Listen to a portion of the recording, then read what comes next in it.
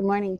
Today I have Teddy, and we're going to go for a walk, and we're going to talk about games you can play with yourself to help decrease your debt. Let's go. One of the things I did when I was paying off all my debt is that I played little games with myself.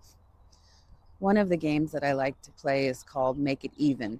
When I would log into my credit card balances, I would be making a payment. But instead of just making a payment for $100, I would do like $100.21 so that I would get the payment to be an even amount on the balance. And one of the things you'll see when you do your payments frequently like this is that the amounts that are due are always changing. So you're always going to see different credit card amounts when you log into your account. You're going to have it varying with interest all the time. You can just periodically log in, and you don't use a lot of money to do that when you just make it even. I would do it in two brackets. I would do it to make it like a flat $100. So if my balance was 5,230, I would make it that even 5,200. And then I would also bump it up where I would do let's go this way. I would do it where I would go down to the 5,000 straight if I had enough money to do that extra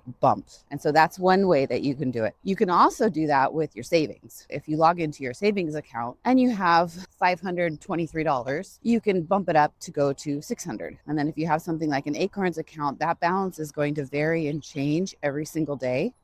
It's a fun game to log in periodically and just add a little bit more to get yourself even for the day. And then you're going to skyrocket your savings and or your debt repayments all at once. Look at that fluffy booty. Good boy. With debt in general, I disagree strongly with some of the things that Dave Ramsey teaches. One of the things being that you should only focus on the smallest credit card to start. I think that's a really good plan when you initially start going, but if you just look at numbers, your smallest credit card might not be the highest interest rate one. Your smallest credit card might not be the one that has the most interest. And I know that at one point I had some horrible card that had 27% interest. So my best bet was not to focus on the credit card with the smallest interest rate, because that was not the one that was eating into me the worst. It was better for me to let those other ones that were smaller ride out and not eat into my budget as much as that 27% one. What I did to get a few quick wins is I had a few smaller base credit cards, and I would take those credit cards and I got rid of the couple small ones. And then I put every single thing I had into paying off the 27% interest one, because that was frankly the biggest bang for my buck. And I knew that was going to help me get to my goals faster. It felt slower. It didn't feel as fun as paying off a whole bunch of things. But one thing it did really do is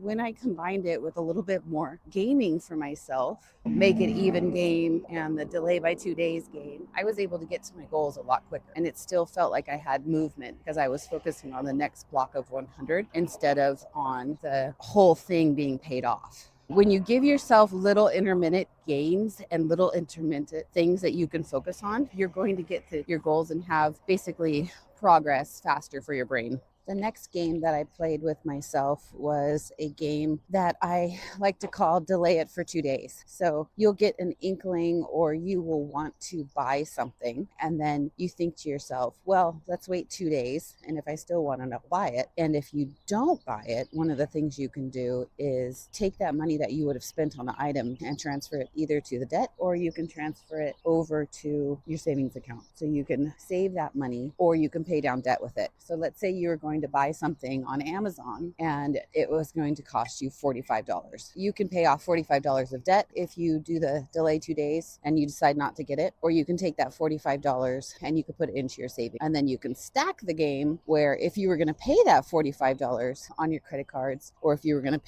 save it, you can do the make it even at the same time. So if you log in, you paid the $45 and you say had a balance of $2,160.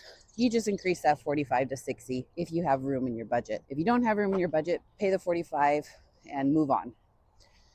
Then you can do the same thing for your savings. Those two games combined are a nice way to stack your little games. Another game you can do is the race to the bottom. And then you set a goal with yourself to pay off a balance of your credit card or to save a certain amount in your savings account by a certain date. And so you are in a race basically against yourself to pay off that debt or to save the money. Right now, I'm doing a race with myself to get my Roth IRA for 2026 up. I'm probably going to lose the race, but that's okay. I had some things that I wanted to take care of, like the new car that we got. So that's okay with me. I'm not too sad about it. But the nice thing about a race is if you do have your own business and you are somewhat in charge of the ability to make extra money, you can just turn up the heat for a little bit. You don't have to push. You don't have to do crazy Brussels hoe or hustle bro. Yeah, hustle bro culture. You can just work a little bit harder, maybe book one more market, maybe push out a little bit more sales and pay off some more or save some more.